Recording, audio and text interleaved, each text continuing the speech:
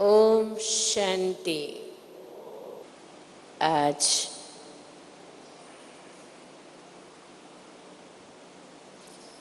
अमृत वेले से ही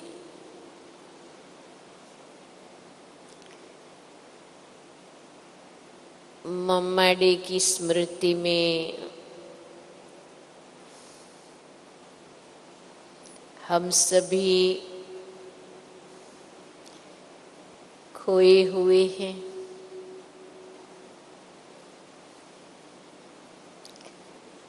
मातेश्वरी जी के जीवन के अनेकानेक प्रसंगों को हमारी आदरणीय संतोष दीदी के द्वारा मुरब्बी भ्राता रमेश जी के द्वारा, निर्वैर भाई जी के द्वारा, दादी जी के द्वारा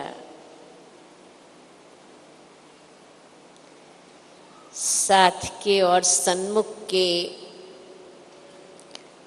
अनुभवों को सुन करके हम सभी काफी हद तक प्रेरित हुए हैं मातेश्वरी जी के जीवन से।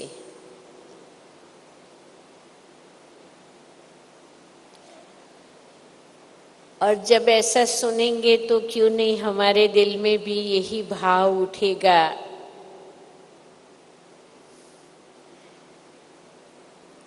कि अध्यात्म के मार्ग पर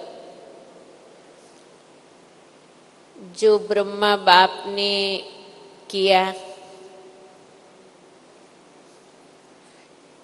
जो मीठी माँ ने किया, माँ बाप के कदमों पर चलकर अध्यात्म जीवन की ऊंचाइयों को सर करे और उन ऊंचाइयों के द्वारा अध्यात्म की प्राप्तियों को जीवन में अनुभव करे।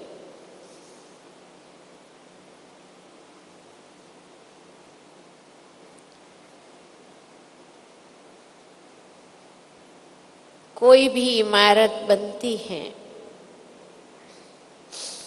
तो इमारत का फाउंडेशन दिखाई नहीं पड़ता है, इमारत दिखाई पड़ती है, लेकिन फाउंडेशन हमेशा गुप्त होता है। कोई भी बहुत बड़े से बड़ा कार्य हो जाता है, लेकिन उस कार्य के कोई प्रेरक बल होते हैं जिनकी प्रेरणाओं से कार्य संपन्न होता है।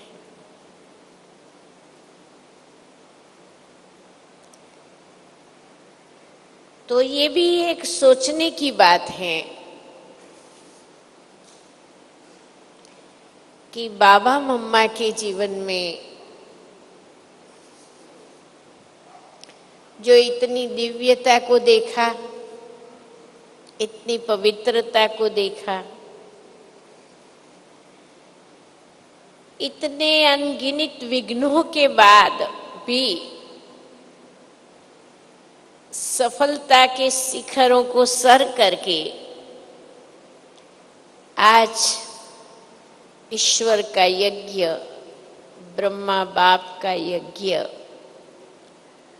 पूरे विश्व में कोई कोना बाकी नहीं, पूरे विश्व में बाप दादा का नाम पहुंच चुका है, लोगों को मालूम हो चुका है। ब्रह्मा कुमारी इंस्टीट्यूशन के बारे में लोगों के दिल में एक सम्मान की भावना प्रकट हो चुकी है।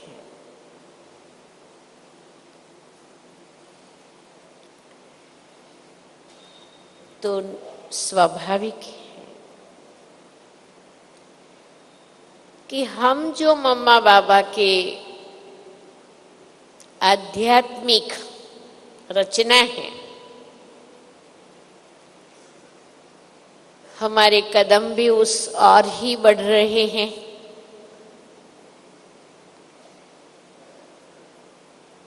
जिस और माँ बाप बढ़े और मार्ग प्रदर्शना की।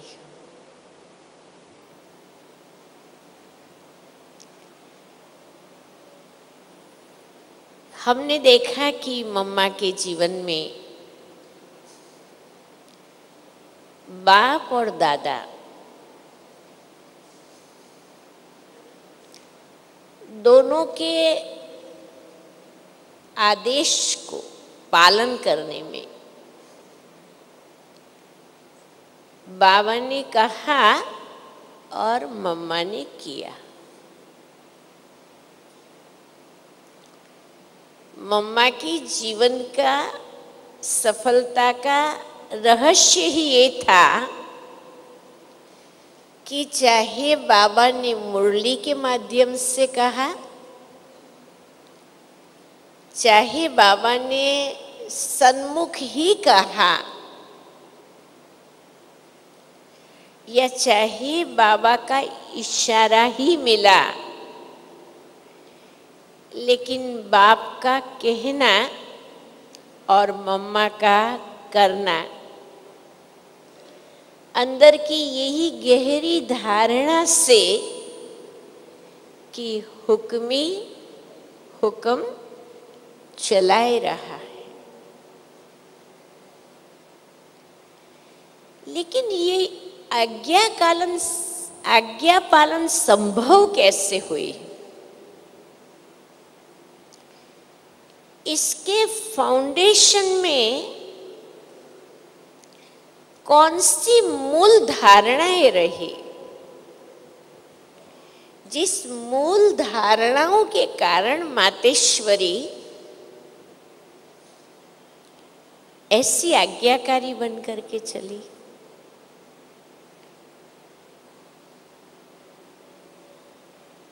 मातेश्वरी के जीवन में या चाहे ब्रह्मा बाप के जीवन में सबसे पहला जो मूल्य है निश्चय, गहरा निश्चय था कि ये स्वयं सर्वशक्तिवान भगवान है, ये भगवान का कार्य है।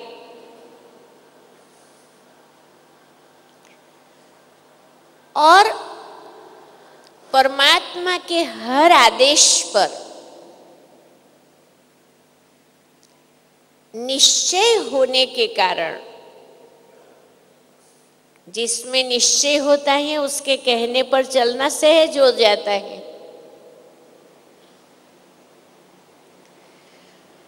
और न केवल परमात्मा का निश्चय, लेकिन स्वयं की आत्मिक शक्ति के अंदर भी इतना गहरा विश्वास और निश्चय।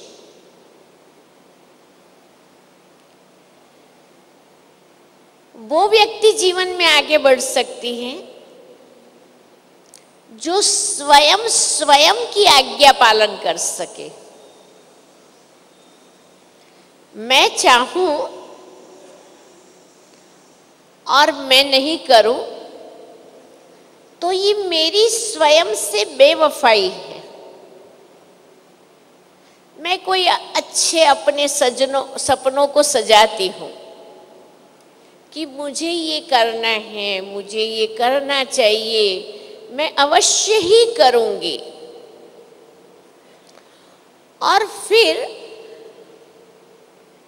किसी छोटे मोटे बहानों के कारण, बहानों का आधार लेकर के मैं जब ये कहती हूँ कि मैं चाहती तो थी करना तो चाहिए था, लेकिन मैं नहीं कर पाई क्योंकि, ये क्योंकि या लेकिन स्वयं को धोखा देना हुआ।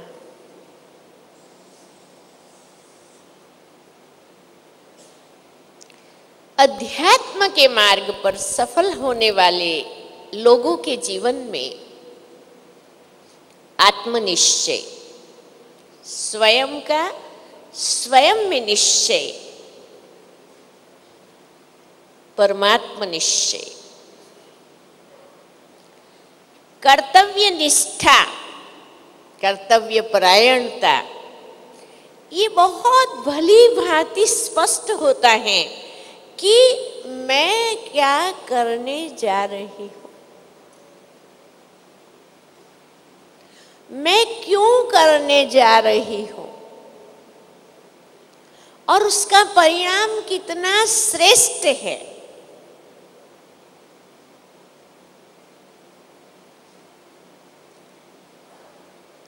जीवन में निश्चयात्मक बुद्धि आज्ञा पालन की ताकत देता है। अगर हमें माँ बाप जैसा बनना है तो हमें अपने आप में, हमें बाबा में, ईश्वरीय कार्य में और इस परिवार के अंदर एक गहरा निश्चय होना जरूरी है। हम कौन हैं, हम किसके हैं, हम किस लिए हैं। अब हमारे जीवन की दशा और दिशा बदल गई है। अध्यात्म के मार्ग पर चलने वाले हम सफल साधक हैं।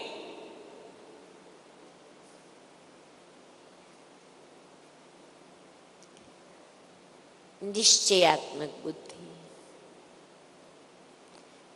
ये पहला लक्षण हम हरेक में होना जरूरी। दूसरा,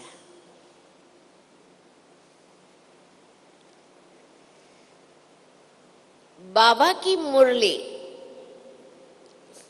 मुरली में जो श्रीमत मिलती है वो श्रीमत को समझने की गहरी लगन,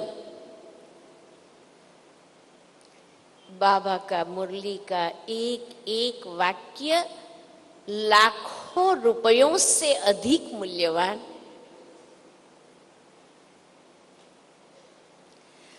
और बाबा ने हर बात के लिए श्रीमत दी है। जिस श्रीमत का मूल्य मम्मा, बाबा और आज हमारी दादियों को इतना अधिक है, जब उनके जीवन के नजदीक हम आते हैं, जब उनकी धारणाओं को हम अनुभव करते हैं, तब हमें मालूम चलता है श्रीमत की ऊंचाई कितनी है, श्रीमत की महीनता कितनी है, श्रीमत की दूरदर्शिता कितनी है। और हमें वो श्रीमत मिल रही है। दुनिया में हर क्षेत्र में निष्णात होते हैं, जिसे कंसल्टेंट कहा जाता है, होता है ना। और कंसल्टेंट की फी कितनी भारी होती है, चाहे वो किसी क्षेत्र के कंसल्टेंट हैं, इनकम टैक्स के हैं या सेल टैक्स के हैं या मेडिकल के हैं, कोई भी हैं, वो अपने क्षेत्र की सलाह सूचन देते हैं, जिस पर लोग चल पड़ते हैं। कंसल्टेंट की एडवाइस पर श्रद्धा रख करके चल पड़ते हैं। श्रीमत क्या है? दुनिया की ऊंचे ते ऊंची मत है। जिस मत पर चलने से हम मुक्ति, जीवन मुक्ति के अधिकारी बनते हैं, जिस श्रीमत पर चलने से हम 21 जन्मों का भाग्य प्राप्त करते हैं, अविनाशी सुख शांति का वर्षा प्राप्त करते हैं,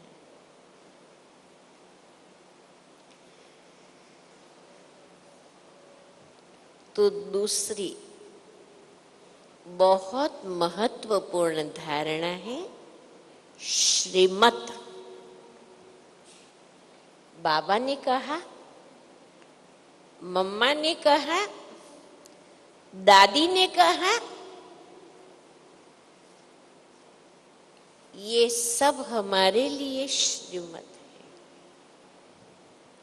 निमित्त का आदेश है, क्योंकि ये हमारा यज्ञ एक संसार परिवर्तन की बहुत अच्छी रूपरेखा है, एक बहुत बड़ा व्यवस्था चक्र है।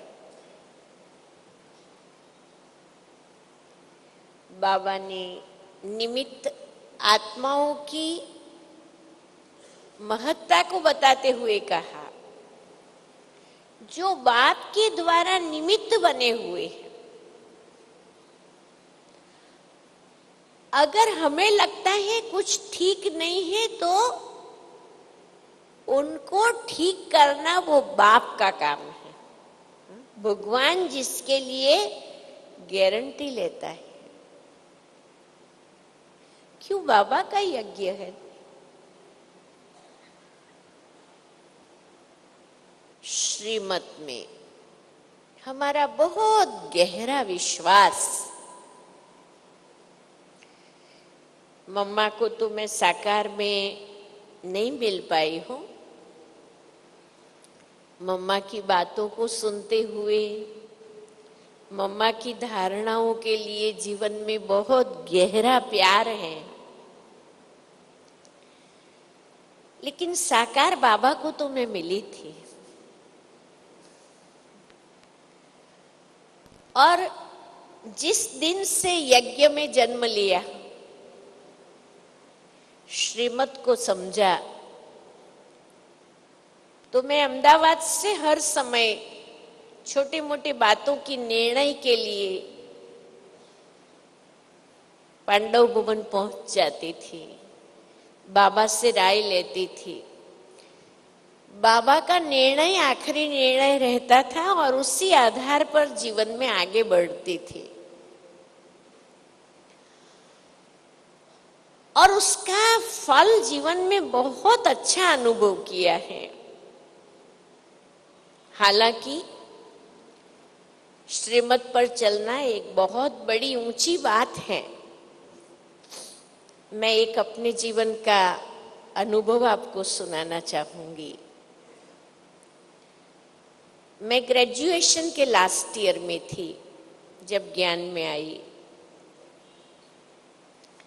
और एनसीसी में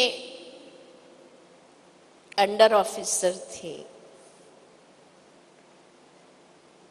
दिल्ली की 26 जनवरी की परेड में जाने का मेरा सिलेक्शन हुआ था और टीम लीडर बन के जाने का था। 1 मास दिल्ली जाने का था। तो मुझे हुआ मैं बाबा से मिल करके, बाबा से पूछ करके फिर प्रोग्राम बनाऊंगी। तो मैं सीधा पांडव भवन पहुंच गई। पहुंची, बाबा से मिली। उम्र बहुत ज्यादा नहीं थी उस समय, 18 साल की उम्र थी, छोटी। बाबा से मिली। बाबा को कहा, बाबा मुझे ऐसे ऐसे दिल्ली जाने का है, तो मैं 1 मास कहाँ रहूंगी और मेरे खान पान की धारणा का क्या होगा। तो बाबा ने एकदम से कहा, अच्छा बच्ची, तुम्हारे को ड्रिल करना आता है क्या? मैंने कहा हाँ बाबा। तो अच्छा एक काम करना, उस समय हमारी एक लच्छू बहन थी, तो बाबा ने कहा लच्छू बच्ची इधर आओ। तो हम 3 बहनें आए थे उस समय। तो बाबा ने कहा देखो ये तीनों बच्चियों को पहरे वाले का नया ड्रेस दे दो, और आज रात्रि को ये बच्चियां रात्रि क्लास में परेड करके दिखाएगी। हम तो बहुत खुश हो गए, अपने को कोई अप्रिशिएट करेंगे, मोटिवेट करेंगे तो खुश तो हो जाएंगे। हमको ड्रेस मिला, हम लोगों ने मतलब प्रैक्टिस की और छोटे हॉल में परेड किया, और परेड करके बाबा को सैल्यूट भी दिया। बाबा ने बहुत महिमा की, फिर टोली बोली भी खिलाई और कहा अच्छा बच्ची, अगर तुम्हारे जैसी बच्चियां रूहानी ड्रिल करना सीख जाए तो बाबा का नाम बाला हो जाए। हा? तो बाबा ने समझो ये कहा। खैर आज वो हमारे जीवन के लिए वरदान हो गया है। फिर रात्रि क्लास था, सब अपने कमरे में चले गए, मैं भी अपने कमरे में गई, पर मेरे को नींद नहीं आई। क्यों नींद नहीं आई? बाबा ने ये तो जवाब नहीं दिया कि दिल्ली में कहाँ जाऊंगी और खाने पीने का क्या होगा। बाबा ने इस बारे में तो अभी भी कुछ कहा नहीं।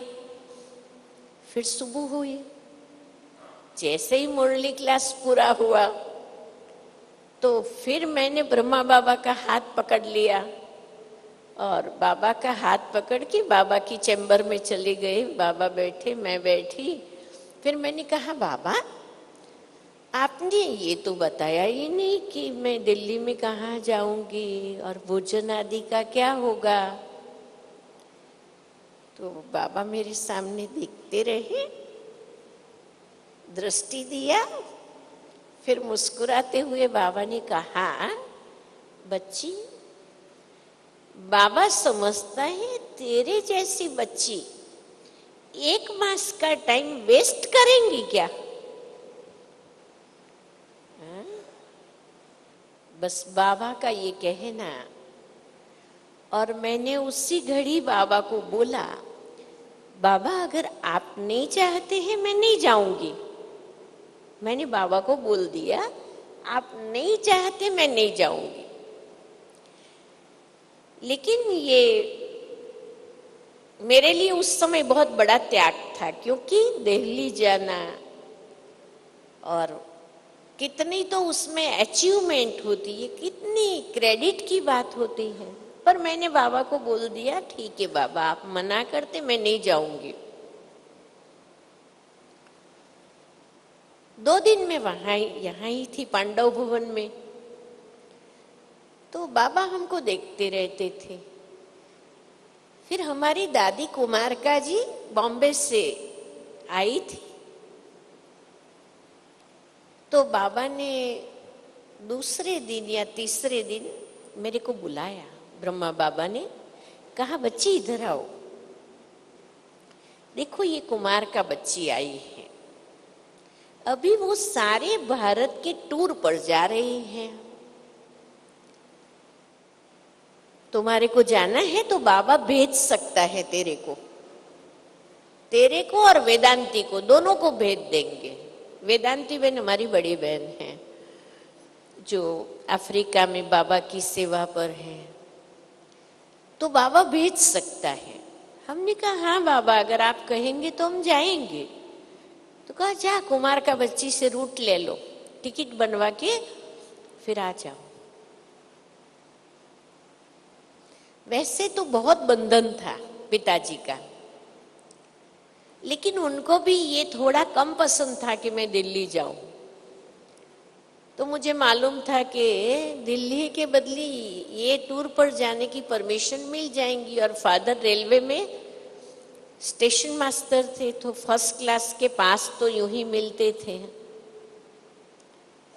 हम अहमदाबाद आए, रूट बनाया, टिकट बनाई और फिर एकदम जाने की तैयारी करके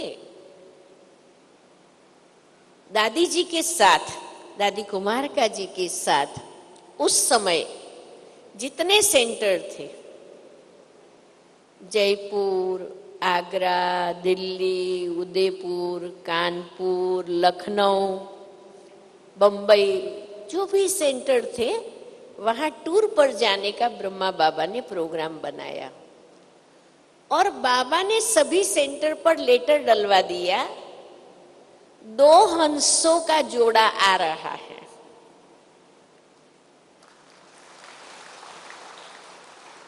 और इन दोनों बच्चियों का अनुभव बहुत अच्छा है, इनके अनुभव की क्लास रखना। अब आप देखिए आज हमारे जीवन की ये कितनी बड़ी संपत्ति हो गई। ब्रह्मा बाप के तुरंत बाद जो यज्ञ के निमित्त बनी, इतनी बड़ी दादी जी के साथ 21 दिन रहने का, साथ साथ मुसाफरी करने का, अंग संग रहने का, जीवन का ये कितना बड़ा सौभाग्य मिला। लेकिन ये कब मिला? श्रीमत की आज्ञा का पालन। अगर उस घड़ी ब्रह्मा बाबा ने कहा और मैंने उस बात को स्वीकार नहीं कर लिया होता, मैंने थोड़ा भी इधर उधर किया होता, तो मुझे ये जो नेक्स्ट अपॉर्चुनिटी मिली वो मिलेगी? वो नहीं मिलती। बड़ों के डायरेक्शन में, बड़ों के द्वारा मिलने वाली श्रीमत में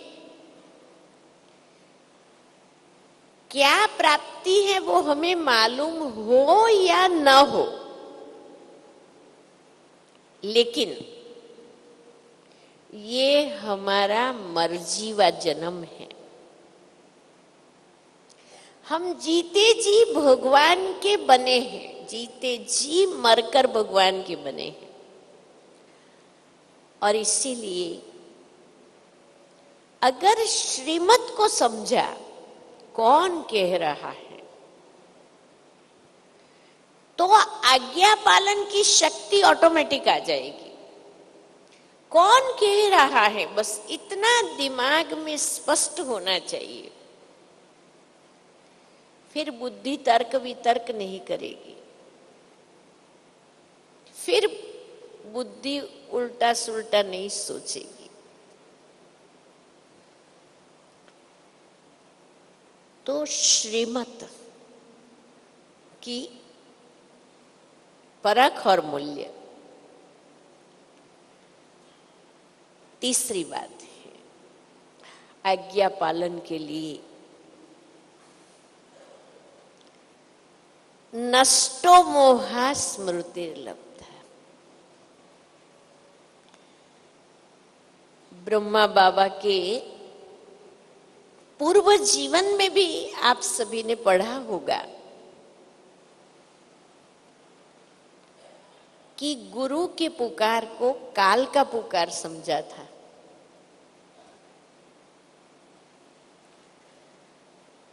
और घर में छठी का प्रसंग होते हुए भी पहला न्याय गुरु के पुकार को दिया।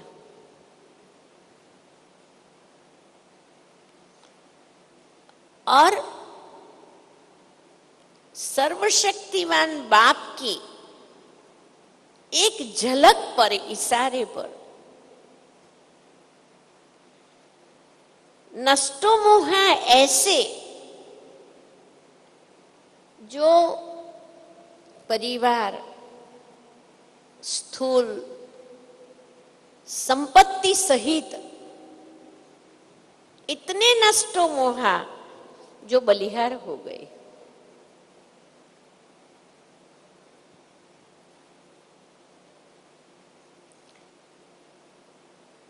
भले हम गृहस्थ में रहते, बाबा भी गृहस्थ में था, भले आज हमारे से घर बार नहीं छुड़वाते हैं, लेकिन अगर हम घर गृहस्थ में रहते हुए नष्टो मोहा स्थिति में रहेंगे तो हमारे में आज्ञा पालन की शक्ति आएगी।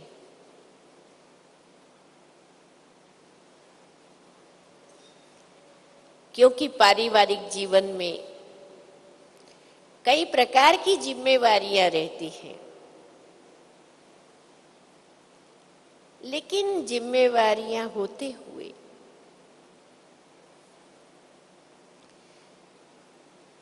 ये हिसाब याद रखना है कि ब्रह्मा बाप जो सृष्टि का आदि पिता,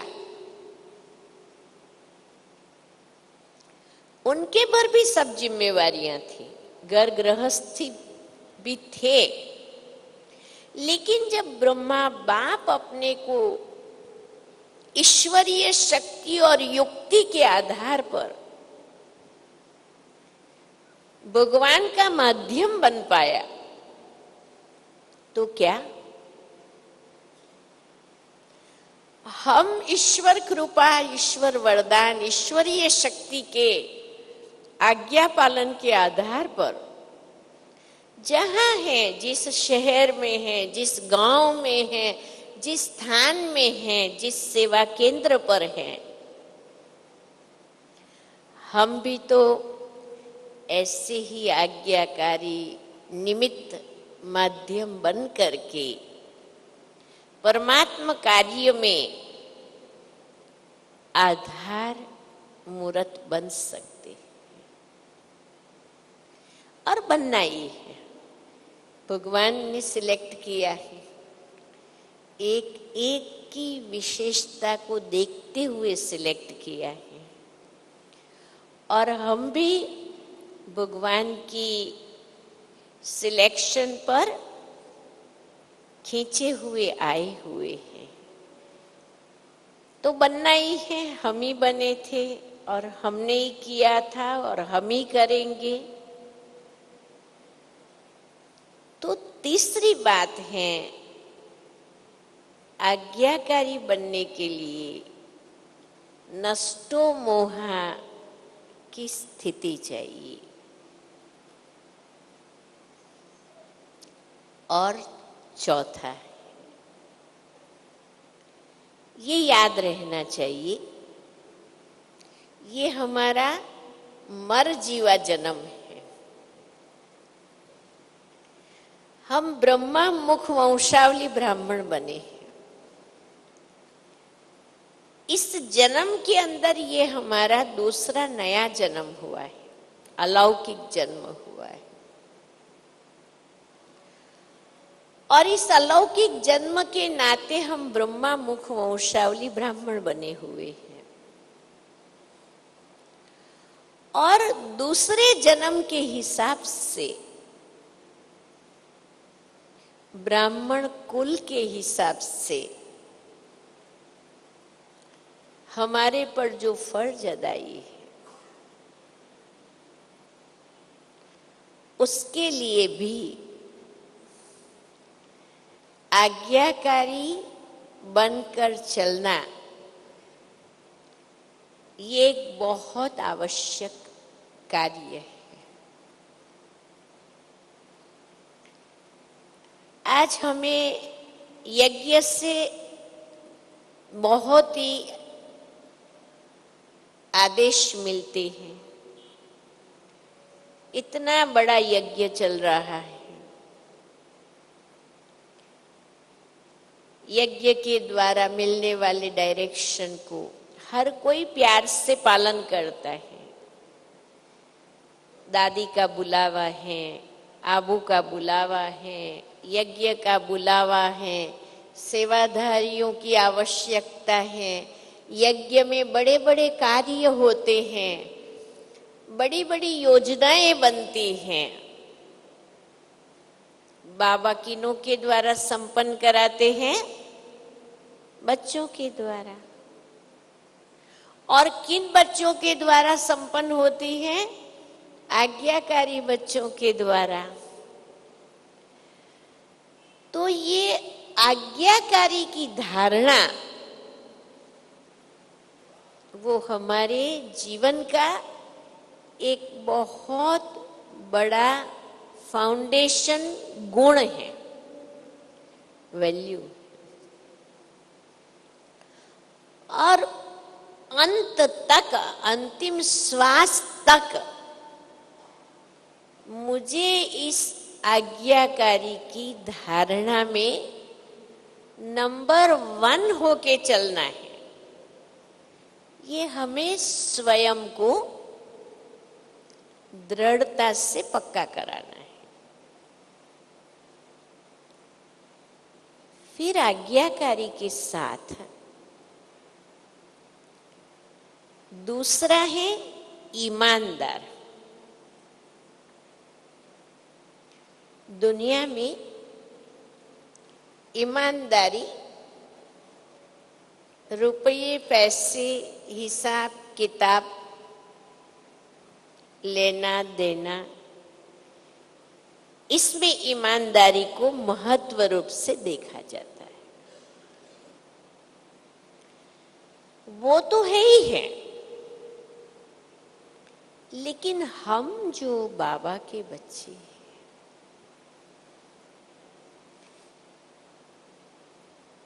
उनों के लिए ये ईमानदारी किस प्रकार की होनी चाहिए? हमारी संपत्ति है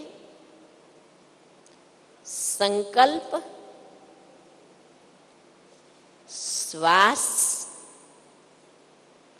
और समय।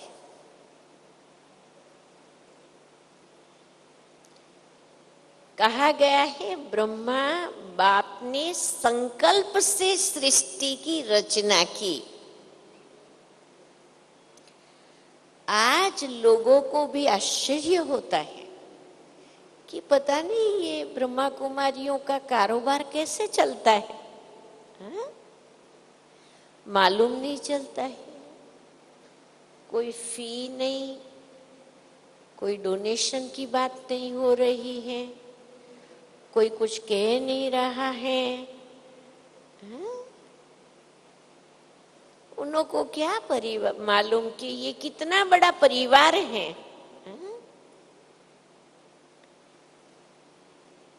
कैसे चल रहा है बाबा का कारोबार? संकल्प की सिद्धि के आधार।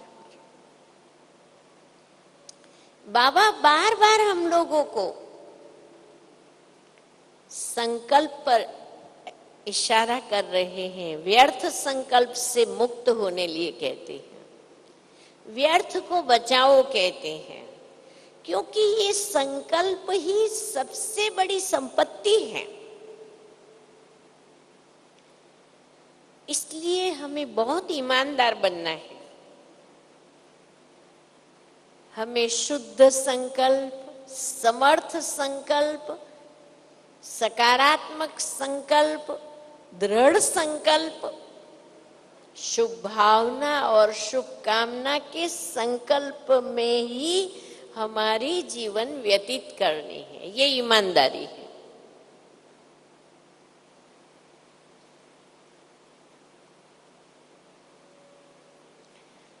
अगर संकल्प व्यर्थ, नकारात्मक, संशयात्मक, डाउट्स के गए हुए, तो ये हमारी ईमानदारी में फर्क पड़ जाता है।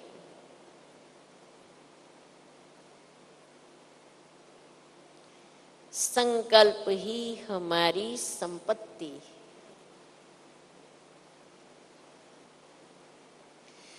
और इसीलिए ब्रह्मा बाबा के जीवन में मम्मा के जीवन की धारणाओं को देखते हुए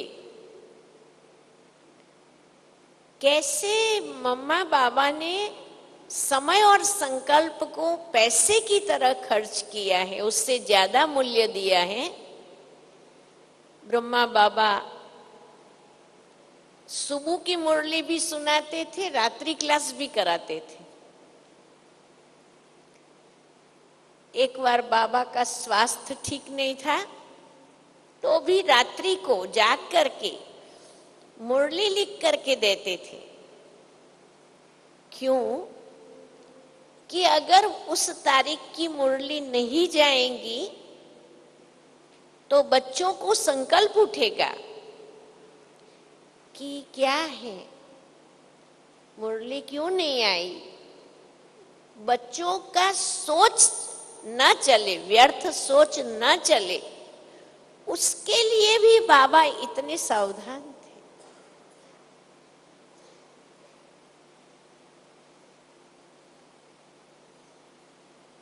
शिव बाबा का रथ थे ब्रह्मा बाबा ने। बाबा के हर समय के शिव बाप के संकल्प को भी कैच करना और ब्रह्मा बाप के द्वारा शिव बाबा ने बच्चों को भी टच किया और ब्रह्मा बाप के द्वारा शिव बाबा ने बच्चों को कई प्रकार के संकल्प की अनुभूतियां कराई। साकार बाबा के समय का मेरा एक अनुभव है।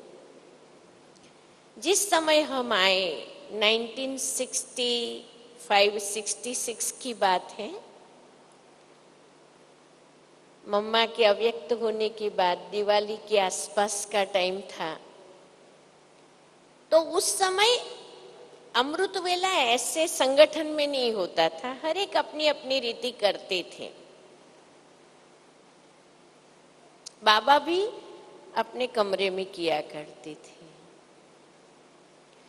तो मेरे को दिल में आया कि हमको बाबा की दृष्टि मिले, अमृत वेला बाबा हमको दृष्टि दे करके योग कराएं। तो हम और वेदांती बहन दोनों थे।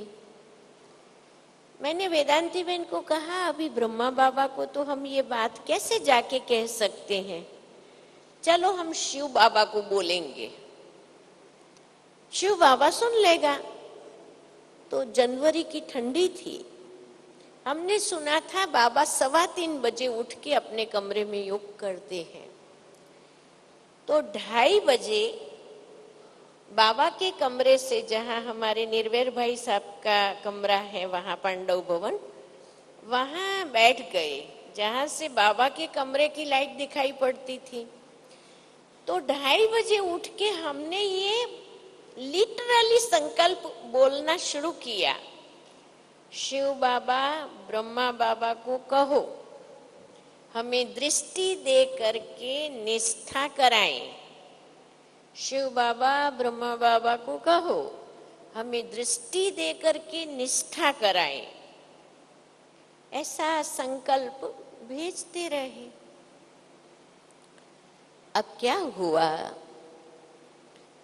जैसे ही बाबा मुरली क्लास में आए, ब्रह्मा बाबा आते ही बाबा ने गुड मॉर्निंग करते हुए कहा, बच्चे बाप दादा को संकल्प आया है, कल से अमृत वेले 4 बजे बाप दादा बच्चों को निष्ठा कराएगा।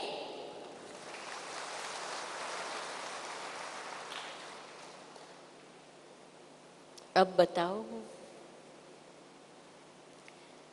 दिल के शुद्ध प्यार से हमने शिव बाबा को बोला, शिव बाबा ने ब्रह्मा बाबा को टच किया,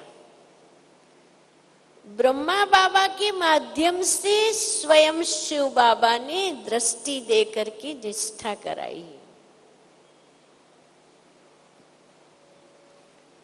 संकल्प हमारी संपत्ति,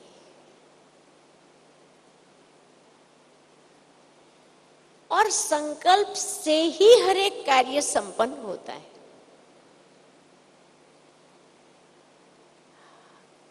हमें अपने संकल्पों के ऊपर बहुत पहरा रखने की जरूरत है।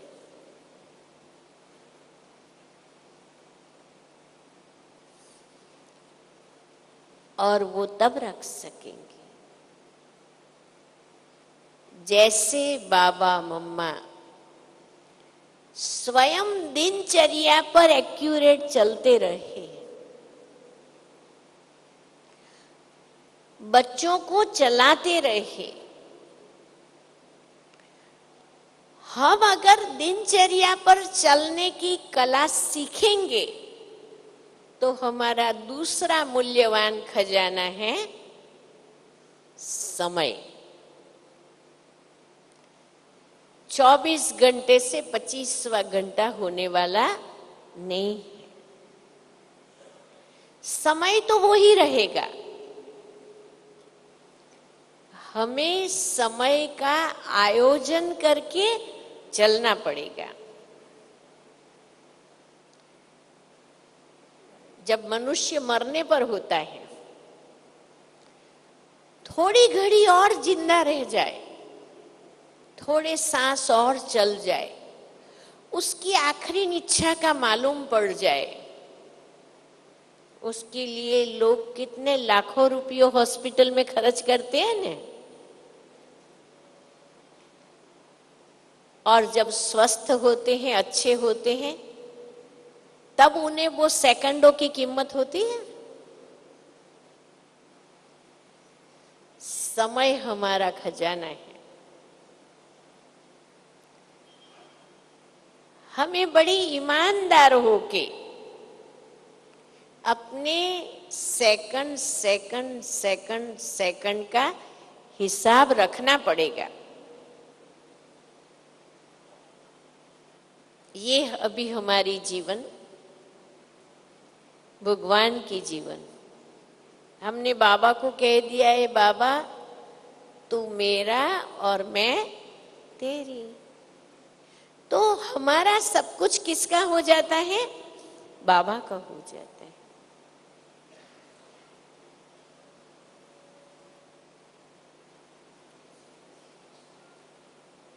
तीसरा खजाना है श्वासोश्वास। हमारे ये जो सांस है वो भारी है कि लाइट है? भारी है, जरूर कोई चिंता है, फिक्र है। लाइट है, हम खुश हैं। भारी पुरानी दुनिया की निशानी है, लाइट नई दुनिया की खुश निशानी है। हमें डबल लाइट बनना है। हमें डबल लाइट बनाना है। आप जो भी खर्च कर रहे हैं, किस लिए खर्च कर रहे हैं? खुशियों के लिए। संसार में मनुष्य पैसा खर्च करते हैं, घूमने जाते हैं, साधन बसाते हैं। किस लिए? खुशी के लिए। खुशी खजाना है और वो खजाना हमें भगवान के द्वारा मिला है। ईमानदार, हमारी ईश्वरीय कापारी खुशी कम ना हो, हमारा उमंग उत्साह जरा भी कम ना हो। दिनों दिन हमारी खुशी बढ़ती जाए, उमंग उत्साह बढ़ता जाए, कार्य के प्रति कर्तव्य निष्ठा बढ़ती जाए, हमारे श्वासोश्वास उसी में सफल होते जाए। ईमानदार,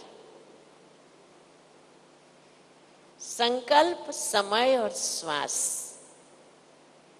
ये हमारी अविनाशी संपत्ति है। अभी हमारे साथ हैं, उसके प्रति ईमानदार रहना है। दुनियावी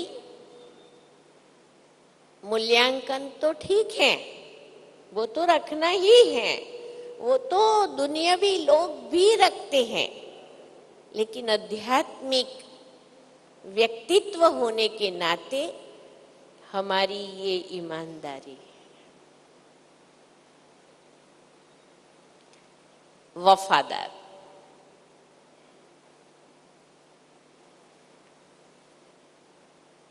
बाबा को चाहिए हम अभी एक बाप दूसरा न कोई, चाहे जितने संबंध बाबा से रख लो,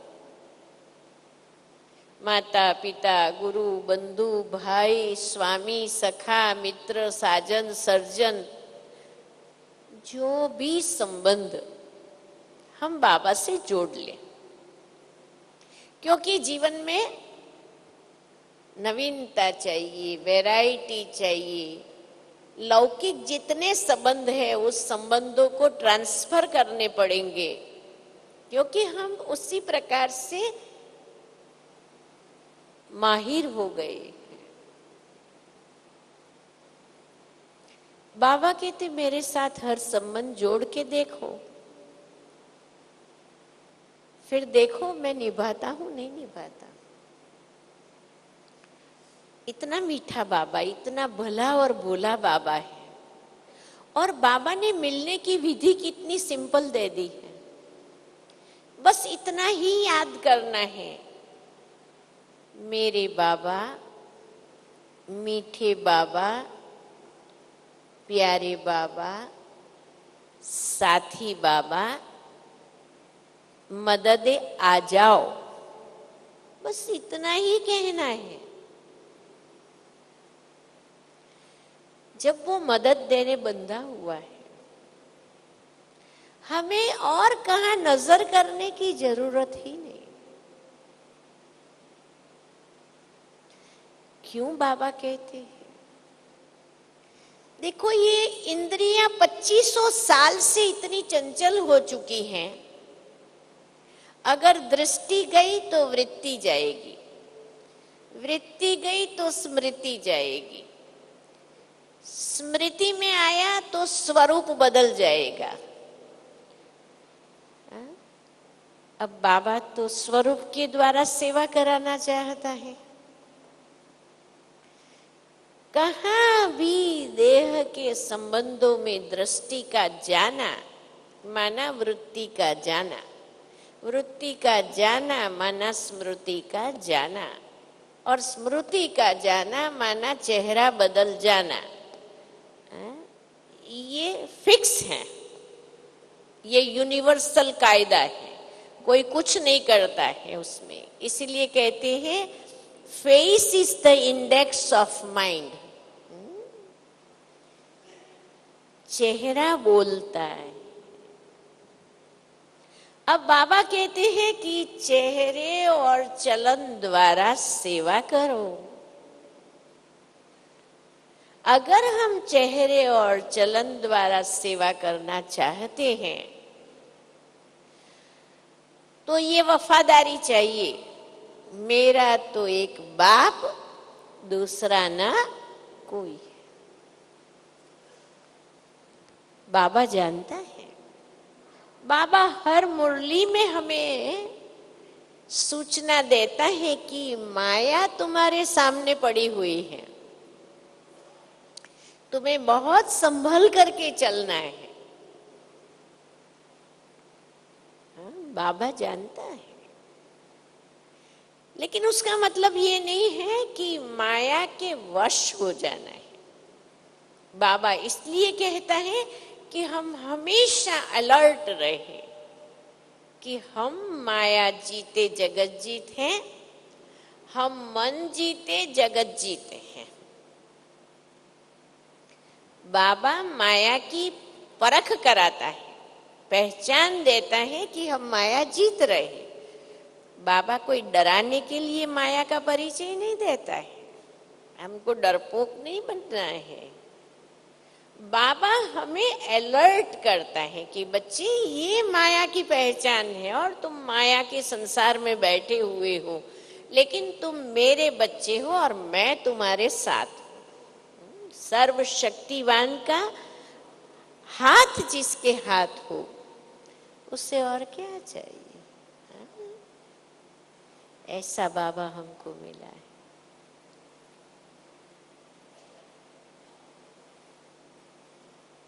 तो प्यारे बाबा को हम ये सबूत दे कि बाबा प्यारी माँ समान और ब्रह्मा बाप समान हम आपको आज्ञाकारी बच्चे का सबूत अवश्य ही देंगे। ओम